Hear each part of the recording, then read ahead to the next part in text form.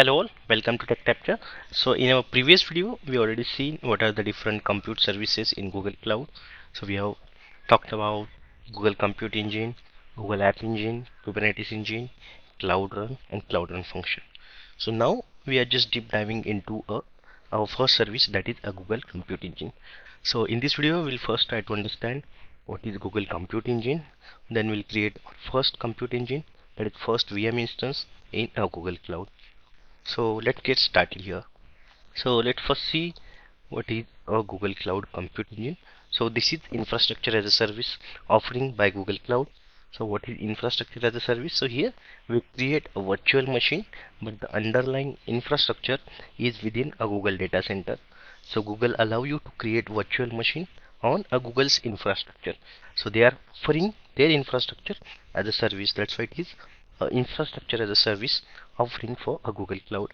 So it's provide scalable virtual machine for a various workloads. What is meant by for various workload? So suppose if you have a small application and you just need 2 GB of RAM, you can create a virtual machine with 2 GB RAM with a 2 CPU. If you have a large scale application and you need suppose 100 GB RAM, you can create virtual machine with 100 GB with 16 or 32 CPU. So based on your requirement, you can create a scalable and variable workload. Now again, suppose if you created your small application with a 2 GB RAM, okay, and now you feel okay, your application is becoming very slow. So now you can scale it from 2 GB to 4 GB. So that options also available in a Google Compute Engine. That is why the word used is scalable virtual machine for a various workload. Okay, let's talk about some feature of a Google Compute Engine. So one more thing, this is similar to Amazon EC2 instance and Azure virtual machine. So I'm specifically saying this because if you have experience in working on other cloud, you can correlate this terminology between EC2 instance or Azure virtual machine with a Google Compute Engine. So we can call it as a Google Compute Engine or a VM instance. So both are similar here. Okay. So first key feature, it's customizable VM. So here what is mean by customizable VM? So you can customize your CPU, your RAM, your disk configuration. So you have full control here, how much RAM you need, how much CPU you need, or what kind of disk you need, what kind of size for your disk you need. So you can configure each and everything for your VM instance. So there are predefined machine types. So for standard, for high memory, for high CPU, based on your workload, you can decide this predefined machine type, and this is having predefined CPU and a RAM configuration. You can use this machine type. So I'll explain you more again when we are creating our first virtual machine. So it is also having a flexible storage option. So you can attach the persistent disk to store your data. So there is option for high performance disk, local SSDs. Okay, you can also take snapshots and backup for your disk. So that also options available in Google Compute Engine. So it also provide sustained use discount. Suppose you are having application which keep running for longer period of time, then you can get discount from the Google as it is a sustained use discount. So it is also provide a built-in security, so your data will be encrypted at rest and in transit with by default Google encryption. You can also use customer supplied encryption or KMS encryption here. Okay, so you have multiple options for encryption as well. And what are the different use case to use a virtual machine? So you can use this for hosting your websites and application. You can use for running your batch jobs. You can use for training your machine learning models or data analytics workloads. You can use for high performance computing with a TPU or GPU. There are a lot of use case you can use it. Okay, so that's all about Google Compute Engine in a simpler way. Now what we'll do, we'll go to a Google Cloud Console and create our first VM instance in a Google Compute Engine. Now I am on my Google Cloud Console. Okay, so this is my dashboard. From here you can just navigate to the Compute Engine. So currently it is in my pinned services, so you can see at the top. But if you're not able to find, you can just search here in the compute. Okay, so if you just go into search bar, it will show Compute Engine here. Just click on the Compute Engine and it will land you to the Compute Engine overview page. So this is just overview of all your Compute Engine services, about your health, about cost and all these details. So to create Compute Engine, just go to the VM instance. Okay, so here it will show you all available VM instance in this project. So which project I am using? I am using this TT02 project, TT dev 02. So here currently there are no VM instances running. So I'll create a new VM instance. For this you have to simply click on create instance. Now one more important thing, to create VM instance you need a certain permission.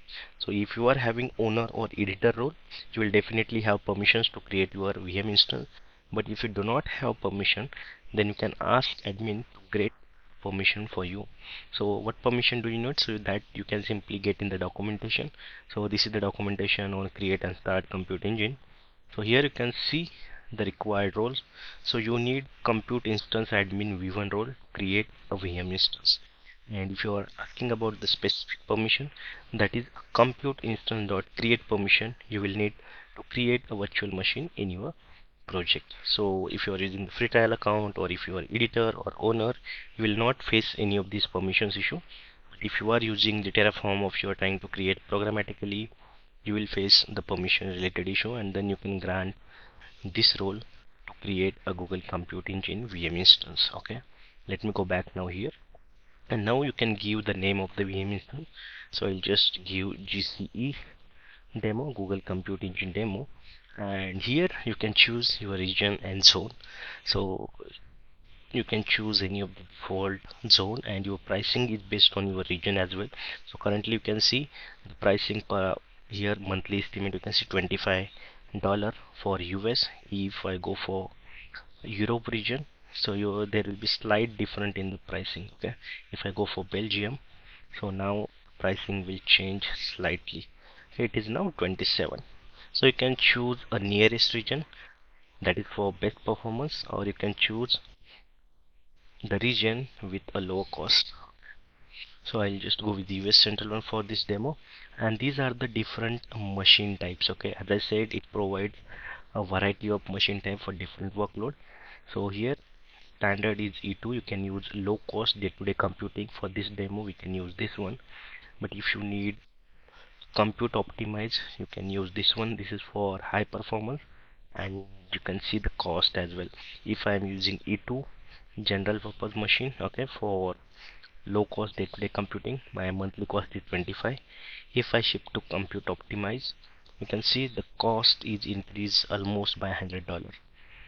So it is increased $100. It is also have the quota issue for free trial, because I'm using the free trial here, so it will have the quota issue as well. So if you go for memory optimize, again the price will vary. So this is extra large, high memory. So these are for the different kind of workload. Okay, and you can get in the documentation what is the purpose of each of this machine type, but usually we use E2 or N2 for our workload. So these are the balanced performance and also the cost optimized virtual machines. So I'll choose E2 one. The machine type here, so machine type, it means it will give you the combination of CPU and RAM. So you can see 2 CPU 4 GB. That is sufficient for me because it is having $25 per month, and that is also in my free trial. If I change for, I need suppose 4 CPU, so if I change to E2 standard 4, my cost will again increase from 25 to 98. Okay, so based on the requirement your cost will change. If you need high CPU, so it will provide you 2 GB RAM and 2 CPU, so again the cost will increase based on your requirement. So I'll just go with the shared core E2 medium, okay, with 2 CPU, 1 core and 4 GB RAM. So that is all about your machine configuration. Now let's move ahead the OS and storage. So in left side you can directly create here, but don't create directly here. You can just have customization on your networking and OS as well.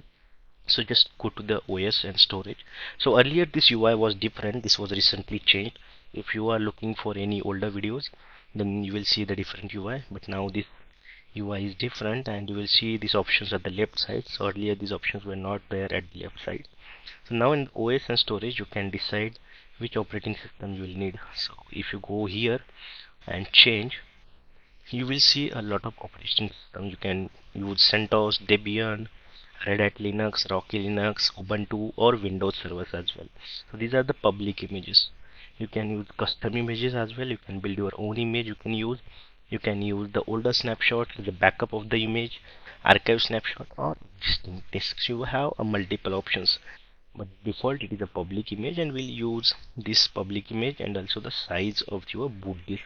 So always remember, in this image section, this is the size of your boot or root disk. So minimum is 10 and maximum is, you can see, 65,536 GB. Okay, so I'll just select the default one for minimum cost. Okay, and now if you want additional disk, you can attach additional disk. If you have any existing disk, you can attach that also. But here I just need to create VM with the boot disk only. I will not attach additional disk. So we'll separately work on the disk, separately see how we can attach the disk, how we can create the disk. So for that we'll see that in our further videos. But in this video we are not going to attach any of the disks. Okay, so OS we selected, storage, additional storage we don't need. So now I'll go to networking. So here you have to select your network. So if I come down, by default it selected the default network. So what is default network? Whenever you create any project, there will be one network automatically created for your project. Okay, so that is your default network. If I open a VPC section, so this is my brand new project.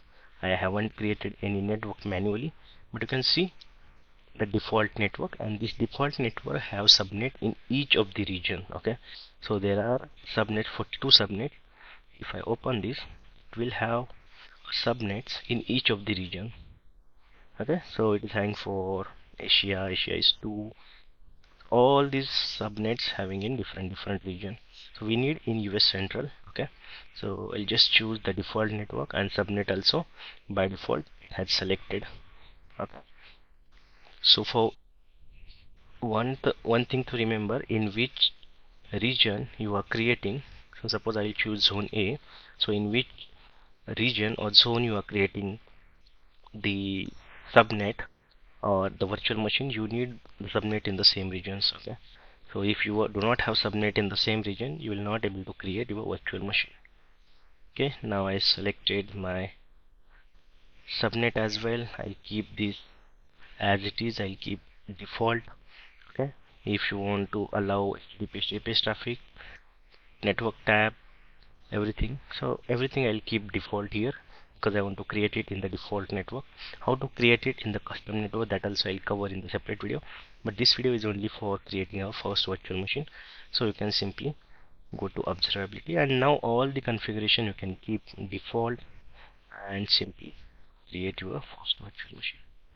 And once you create it, I'll show you how we can log in into our first virtual machine as well. Okay, so it will take a couple of minutes to get your virtual machine in the running state. Now you can see your virtual machine status is green now, so it is in running state, and you have option to SSH from here. But one important thing to remember, to SSH into the instance, you should have a firewall open on port 22. So let's first check in our default network if we have firewall open. So we have default network here, and we should have a firewall open on port 22, that is for SSH. So let's check the firewall. Okay, and for SSH you can see this port 22 is open, it is allowing traffic, and for which IP it is allowing for all IP. So you can SSH into this instance from any of the IP, so it should not cause an issue for us because we have a firewall here. So let's try to SSH into this instance, and it will allow you to SSH into your first virtual machine instance in a Google Cloud. And now you can see we are logged in into our first Google Cloud Compute Engine VM instance. So that is our GC demo VM instance. Okay, so that's just an initial demo how to create a virtual machine. So we'll have more videos on compute engine, we'll have more videos on VPC, firewall, subnets, and everything on the networking. So that was just initial demo on how to create a virtual machine and what is a compute engine in Google Cloud. So hope you understood it now, and we'll see further videos in this playlist. Thank you for watching this video, and we'll see you again in a further video.